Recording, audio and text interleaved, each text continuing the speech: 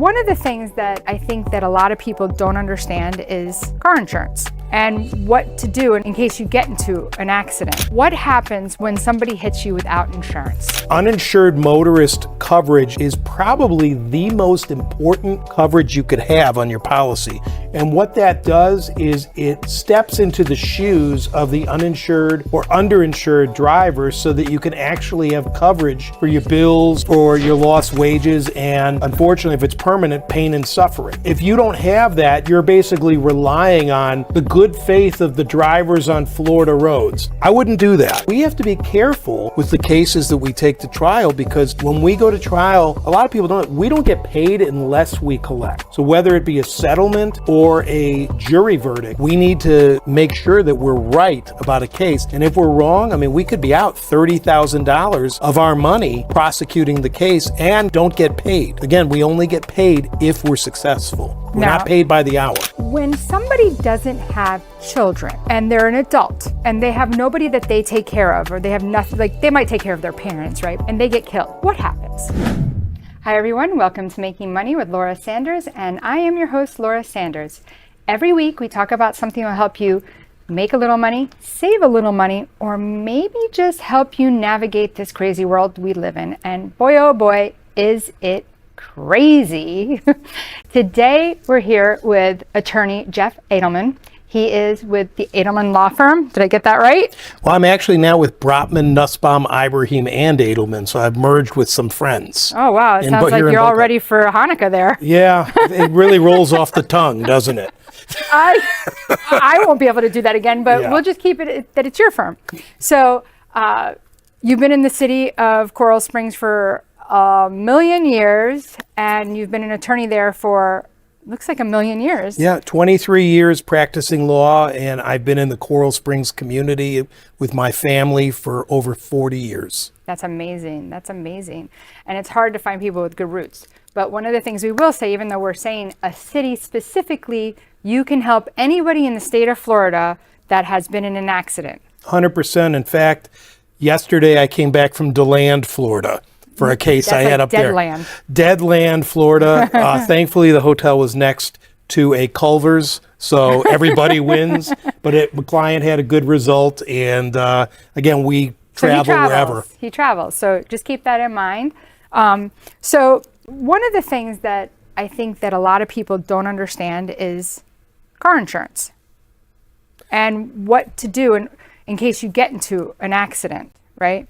When I was younger and I wanted to drive, when I turned 16, I said to my father, please let me drive. And he said, no. He goes, and I said, I'm not going to get in an accident. And he goes, that's why it's called an accident.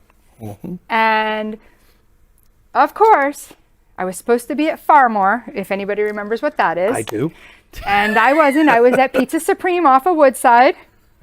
And somebody was coming out of the Cumberland Farms, the little farm store, and they backed up into me. And I wasn't doing anything, but they backed into me, and my mom asked for the receipt to the medication, which had a different time than where I said where I was. Mm-hmm. So, I got in an accident at 16. So, and I didn't really, I was by myself. They got in an accident, but I was involved in it. They pulled you in. Correct. Pulled you in. They backed into me after having their beer in a can, in the brown bag. And he had no insurance, by the way. So let's talk about what happens when somebody hits you without insurance. Well, I'm sad to say that this is happening more and more in the state. A lot of it has to do with people really hurting right now financially. But if you're going to drive a car, you have to have insurance or you're breaking the law. But uninsured motorist coverage is probably the most important coverage you could have on your policy. And what that does is it steps into the shoes of the uninsured or underinsured drivers so that you can actually have coverage for your bills, for your lost wages, and unfortunately, if it's permanent, pain and suffering. So if you don't have that, you're basically relying on the good faith of the drivers on Florida roads. I wouldn't do that. I wouldn't do that. So. Okay, so if you don't have it, then you're not covered. But you would go after theirs if they had it first. The first level is you go over after the bodily injury policy of the person that's negligent. Once you see what they have, then you make a determination whether or not it's appropriate to go into the uninsured motorist coverage. If there's no coverage or a small policy, then you'd probably want to tap into the benefit that you've paid for. But if there's an adequate policy, such as, well, you get hit by a city furniture truck or something like that. Well, if you're going to get hit, let it be that. Yeah, well, I know other drivers are very safe. Yes. So that's why I picked on them. No, I randomly picked a company. Yeah. But the point is a corporate company generally has a decent policy, whereas somebody driving a 20-year-old car, I don't know. They're probably just trying to get in the car and get by. Yeah, and I don't know if they have insurance. And you're allowed in Florida, we're one of the few states that actually allow you to drive without any liability coverage if you hurt somebody else. And it's kind of crazy because, in this state, it's very hard to collect from people personally. The homestead laws and everything else. So not only are you driving at your own peril if you don't purchase this coverage, you are really you're taking some tremendous risks because it's legal for people to drive without liability insurance if they hurt you, and we're one of the few states that are like that. And it's they tried changing it a few years ago. In fact, the Republican legislature overwhelmingly passed it. And Governor DeSantis vetoed it. So to give everybody $25,000 coverage, $50,000 per accident, but it would have eliminated the no-fault insurance. Oh. So he vetoed it. So you don't know if the person next to you driving all over the road has insurance or not. Right. But so there's when a you pretty say, good, "Oh yeah, hit me, I'll retire," that might not be the case. No. Unless you have good insurance. unless you have good insurance to protect yourself and your family. So let's talk about that. Stacked insurance. Let's say you have 2 children, right? You have 2 driving children, right? I do. And then you have your wife and yourself, right? Right. So now you have 4 vehicles, more than likely. Maybe 3, but let's say you have 4, right?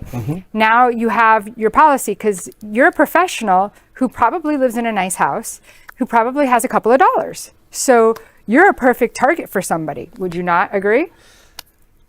No.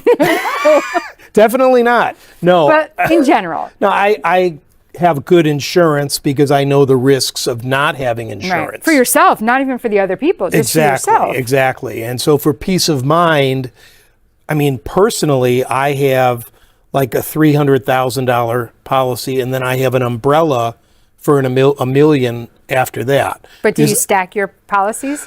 The stacking is really for the uninsured motorist coverage. So, for example, we're using your hypothetical with 4 vehicles. Right. If you have a $100,000 per person, $300,000 per accident uninsured motorist coverage, and you have 4 cars, well, each person, like let's say your son is involved in an accident, well, they're eligible for $400,000 of potential coverage because you purchased the stacking. If you did not purchase the stacking, it's $100,000. Okay. So it's a little more expensive, but it's worth it if some type of horrific accident happens, for sure. Well, I found that getting an umbrella policy if you own Airbnbs is almost impossible. Yeah, it's they're getting more and more difficult to get, and for commercial especially. Yeah. But for somebody who's in a home, it's something to think about if you have assets that you're concerned about somebody attaching if you are involved in some type of accident. Because again, it is an accident. You don't know when something's going to happen. Hey, listen, I was in an accident where I didn't even barely touch the back of the lady's car. She's suing me now. Nothing happened. I got out of the car. She didn't even know I hit the car. My car was damaged. Hers wasn't. But she's suing me now. She's hurt. Why do people do this? Well, I mean, they do it because the insurance companies do pay on certain policies, but It's like That probably brings- $10,000 in the end. But that brings up a very good point as well, and I don't think this is where you intended to go, but I'm going to give some advice to your viewers. Yeah. If you're involved in an accident, and even if you don't think it's a big accident, encourage your insurance company to settle, because the bottom line is you want that release signed by the person that's making the claim, so they don't go after your assets and they don't go after above your policy limits. It's in your best interest to get the release and move on. I thought that's what the insurance company's doing for you, though. But if you push back too much, they might try to use it as an excuse to not pay. And that's against your interest. It's in the insurance company's interest. So just some food for thought. Even if you don't believe in something, the bottom line is you have insurance for a reason. It's to protect yourself. And you don't want to give the insurance company the ability to say, well, the insured said it wasn't that big of an accident, so we decided when they were trying to settle for $20,000 that we weren't going to pay. Well, we both have the same insurance company, so that worked out. Oh, well, good. I'm glad. Well, that's just a benefit, huh? It can be sometimes. Yeah. Sometimes they treat But it each got a other little differently. screwy because they were trying to call her, but they were calling me, and then it's like, you don't know who's who. Yeah, right. It can be, but when they're counting that money, they know where it's coming from and whose policy it's coming from. Right. So. Well, we're going to go to commercial break, and when we come back, we're going to talk more about knowing what to do when it comes to insurance, and also I know we have a little surprise of something that you're running for. So when we come back, we'll talk more. At JK Closing Attorneys, we do all of the same things that a title company does, but with the benefits of being a law office. We can help with residential real estate, short sales, commercial real estate, refinances, 1031 exchanges, and FRIPTA withholding. Contact JK Closing Attorneys today at 954-332-3111. Again, that is 954-332-3111. Priority One Credit Union of Florida is a welcoming credit union that makes your financial success our number one priority. We offer lower loan rates, higher deposit rates, and common sense local loan approvals, with nationwide access through shared branching. Hi, I'm Dina Hennessy, President and CEO at Priority One Credit Union. We are open to the community. Anyone can be a member of our credit union, and we would love to have you. Contact us today at 954-335-5100. You can also reach us at PriorityOneFL.org. Your financial success is our priority. That's 954-335-5100. Hi, and welcome back to Making Money with Laura Sanders, and I am Laura Sanders. Today, I have with me Jeff Adelman. He is an attorney, and he practices basically accident law, right? So if you're in a slip and fall, if you are in a car accident, if you fall off of a bridge accidentally, Accidentally, huh? You were pushed. He can help you. He can sue whoever pushed you off, or just make sure they have money. Make sure they have insurance. Yeah, or money. Or there's no any exclusion from an intentional tort, which there might be. That's a whole nother thing. You can't go around killing your wife and husbands, because they might have like some kind of no-kill clause in there. So that just too. read before you do whatever. No, I'm just kidding. I know this sounds so People like this took a dark turn, Laura. It did. So Jeff wrote a book, and it's called "Choosing the Right Lawyer Is No Accident," no pun intended. So Maybe a I little look bit. forward to reading this. I would have totally read it if I knew, but I am actually really interested in this. So I'm definitely going to read this. If you are interested in one of his books, he can always, have you come by his office. You can pick one up, or he can definitely send you the link with it. Absolutely. So you can reach out. What's the best number for them to call you if they're interested in reading this book? Well, the best number is 561-417-5656. Slower. 561-417-5656. But also, if you'd like to read it online, accidentattorneybook.com. I also have it in Spanish, librodeabogado.com. I took French. So, well, that's not going to help you. No, it's not. It's not going to help me. So, so I know there's like a lot of stuff you're saying, about choosing the right attorney, which I think, you have all these big law firms, right? For me personally, I feel you're losing that personal touch and you're getting somebody that's new to law, that doesn't have experience. And for me, I think that's really important for somebody, if they've been in an accident, to reach out to someone like yourself that has that personal touch. Well, here's the other thing. You saw on the thing, I'm a board certified civil trial lawyer. I actually go to trial. And I actually got board certified because I've tried a certain amount of cases and I had to pass a test. Oh, wow. Less than 0.5% of all Florida lawyers are board certified. So Good to know. and I don't charge more money than somebody who's not.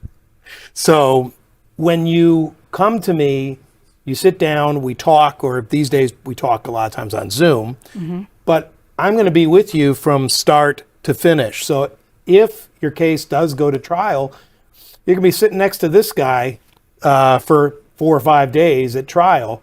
So, I don't hand it off to anybody. So explain that. So if you hired another attorney and they're not board certified, do they not go to trial? Some do. There's some very good lawyers that are not board certified. I didn't mean to say that I don't know. I'm a lay but person. But there are a lot of lawyers out there that do not go to trial and are good at settling cases. But there's a lot of work with taking a case to trial and taking depositions of treating spinal orthopedic doctors or different accident reconstruction experts. And that's got to be a lot of work for you to learn something like that. Like if you've gone in for like this newest thing, I've seen so many people, maybe it's because I'm getting older now, but a lot of people are getting reverse. The reverse shoulder. Yes, the reverse shoulder. And I'm Yeah. like, so I'm now on my third person in like 2 weeks. I'm like, are people just handing out shoulders? Like, but what if that goes wrong? How do you know, right? Now you've got to learn all this, but you got to get experts to start talking. And Absolutely. You are only as good as your experts. Right. And you have to know how to talk to an expert, which is hard because I know from my approach, I try to look at them as please teach the jury because I know they're the smartest person in the room. So let's take this for a second. Imagine now you hire one of the big law firms, and oh my God, my New Yorker just came out. Law firms, where did that come from? I've been gone for a long time. You hire one of these big law firms, and now you get this kid that just came out of college, graduate school, whatever, lawyer school, right? And now they're going. That's scary for the person that's being represented, right? Well, that's why it's important when you hire a lawyer to ask for the lawyer's credentials to find out about their experience.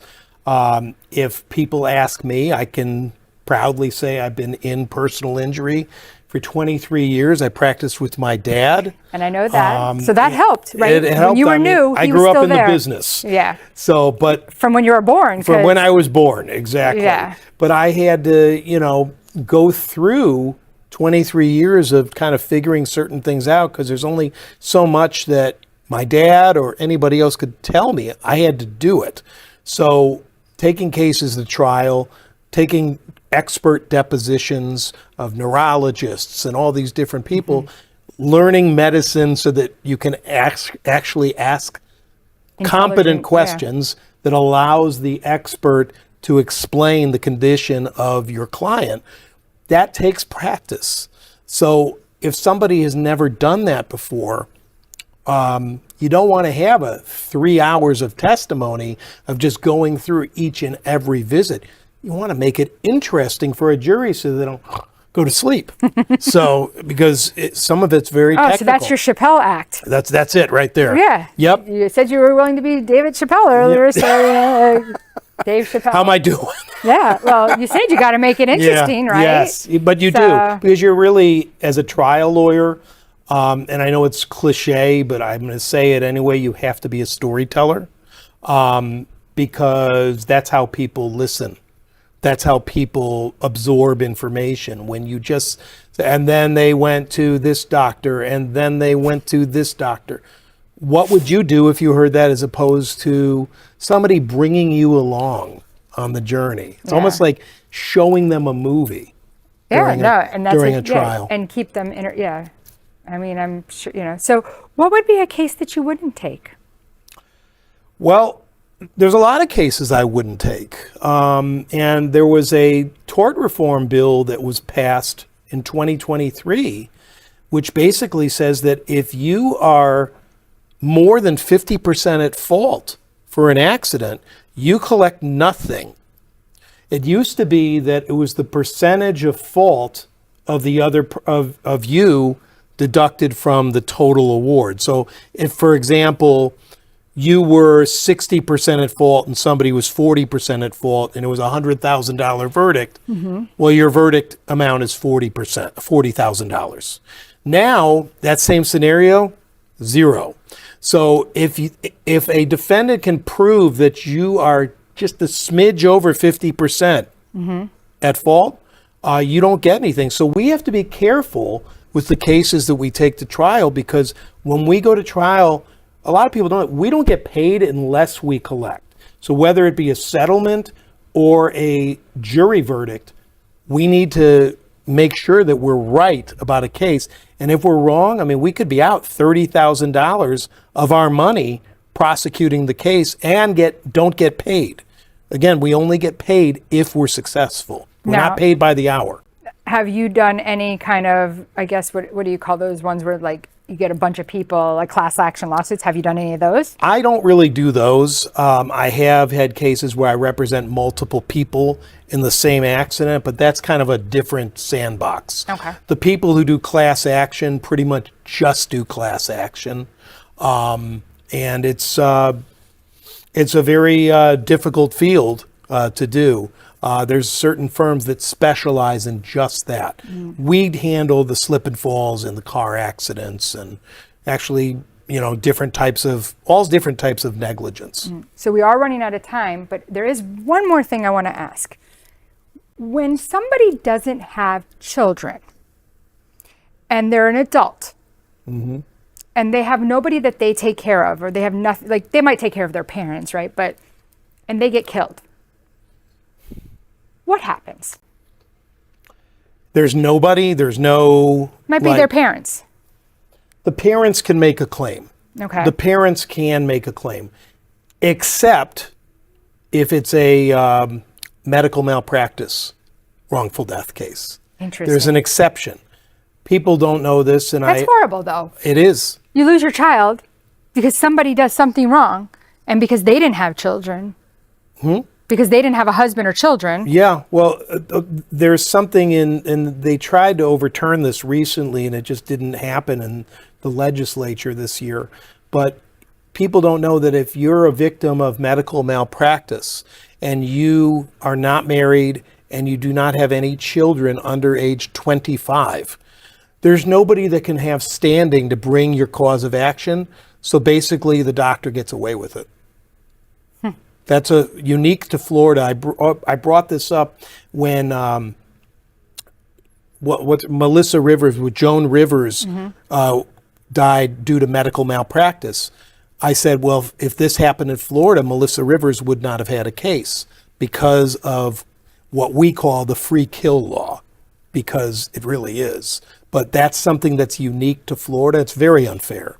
Very unfair. And then tell us about what you're running for. Well, I mentioned before that I've been a resident of Coral Springs for 40 years, and I'm proud to be running for Coral Springs Commission seat 4 in the November 2026 election. If you're interested in learning more, go to jeffadelman.com. Again, I believe in having this city continue to be a wonderful place to live. It's been wonderful to my family, to my children, and I just want to give back. It's important, I think, to keep taxes low. We want to make sure that if we can get them a little lower, that would be good, because I know that everybody's kind of in a pinch right now. We have 49 wonderful parks in Coral Springs. That's a big, big draw. We're getting an influx of people. We need to deal with what that's going to cause with our roads. Another thing that's really been top of mind is, a lot of people don't know this, but 25% of the population are over age 55. So senior services need to be improved, in my opinion. So these are just a small portion of the things that are going to be a part of my campaign. It's been very exciting. My son Benjamin, who is a sophomore at University of Florida, is my treasurer, and my family's very excited. And I'm very honored to be able to do it after going to Hunt Elementary, Forest Glen Middle, and Coral Springs High School to running for a seat on the dais. So hopefully that happens. Well, I want to thank you for joining us today. And if you're thinking about buying or selling a home and you don't want to fall into some inspection pitfalls, or you want your home staged, I can definitely do that for you. So give Laura Sanders with RE/MAX Direct a call at 954-650-0827. And if you'd like to talk to Jeff after today, reach out to me and I'll connect you to Jeff. Again, thank you for always listening to Making Money with Laura Sanders. And until next time, make it a great night.